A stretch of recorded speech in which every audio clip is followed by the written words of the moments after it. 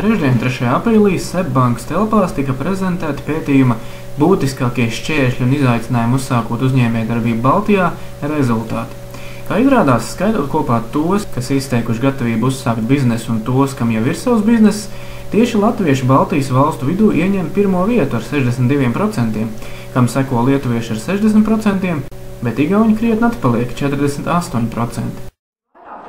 Vārdu savai uzņēmēji darbībai saka lietuvieši, jo lietuvieši 54% saka, jā, mēs gribētu uzsākt uzņēmēju darbību. Savukārt igauņi ir tā kā nedaudz piesardzīgāk, bet te man gribētos uzreiz vērst arī uzmanību, ka no aptaujātiem Igaunijā jau 17% jau ir kaut kāda savu uzņēmēju darbība. Tas nozīmē, ka varbūt arī tāpēc tā interese bija mazāka. Bet kopumā es domāju, ka salietot kopā tos, kam jau ir uzņēmēja darbība, tie, kas vēlētos, mēs redzam, ka arī Latvija ir ļoti aktīva. Ja? Vairāk kā 60% aptaujāto teica, jā, vai nu man jau ir, vai es esmu gatavs uzsākt. No Baltijas valstīm visvieglāk biznesu uzsākt šķiet igauņiem, savukārt par galveno šķērsli uzņēmējdarbības uzsākšanai viennozīmīgi tiek nosaukts finansējuma trūkums. Turklāt sabiedrība vēlētos redzēt, ka bankas vairāk izsniegtu kredītus biznesu uzsākšanai. Vai ir uzsākt viegli? Igaunija saka, jā, ir viegli, savukārt Latvija un Lietuva ir diezgan līdzīgi. 30% saka viegli, un pārējie tā kā redz kaut kādus šķēršļus, ja, iemeslus, kāpēc nesākt, kāpēc vēl varbūt pagaidīt, paskatīties. Un te mēs redzam tos galvenos iemeslus, ko aptaujas dalībnieki ir minējuši. Grūtības atrast pirmo finansējumu. Ja.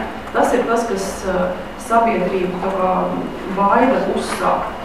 Un visās trijās valstīs grūtības atrast finansējumu ir lielākais iemesls. Jaunie uzņēmējdarbību uzsākošie, topošie uzņēmēji par finansējumu vispār strīdu nav, tā ir problēma numur 1. Pētījums jautāja, kas ir tas, kāpēc, teiksim, kā bankas varētu atvieglot šo uzņēmēju darbības sākumu. Man liekas, būtiski jūs redzat, ka, protams, pirmais ir finansējums, kas nāk prātā, tad, kad mēs runājam par bankām un sabiedrības saka, jā, bankām vajadzētu finansēt uzņēmēju darbību uzsācējus, un labi finansējuma nosacījumi noteikti veicinātu šo uzņēmēju darbības vidi. Interesanti, ka vispopulārākais ārpakalpojums biznesa uzsācējiem ir tieši grāmatvedības pakalpojumi. Arī pētījumā par to, cik daudz tad šie mazie uzņēmēji, kas ir tikko sākuši, cik daudz viņi dara paši, un kas ir tās lietas, ko varbūt viņiem var palīdzēt citi jau attīstītāki uzņēmēji. Un tad mēs redzam, ka pirmā vietā visās valstīs ir grāmatvedības pakalpojumi, jo likumdošana, birokrātija, protams, visur, kā jūs atceraties, bija viena būtisks iemesls, kas traucē varbūt ātri attīstīties. Un tāpēc grāmatvedības pakalpojumus pārsvarā visās valstīs atdod ārpakalpojumā jauniem uzņēmējiem. Dažreiz jaunos uzņēmējus attur bailes arī no tā, ka viņu biznesa ideja kāds varētu nozagt. Tomēr Latvijas Investīciju un attīstības aģentūrā iesniegtās idejas esot drošībā.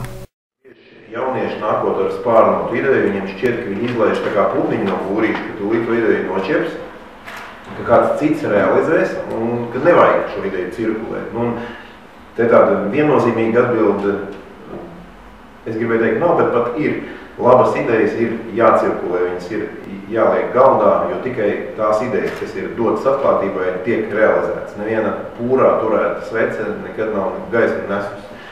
Tā kā patiesībā ir tā, ka šie gan formāts kā valsts aģentūra, kā LIAR atbalsta šo jauno ideju ieviešanu, ir absolūti nodrošinoši to, ka autortiesības uz ideju saglabājās. Ar savu ideju ir jādalās, ir jāstāst, atkal jāstāst. Latvieši ir pūta tauta, kur sēž uz to savu ideju un gaida, ka viņi tur izaugs. Nekur neizaugs.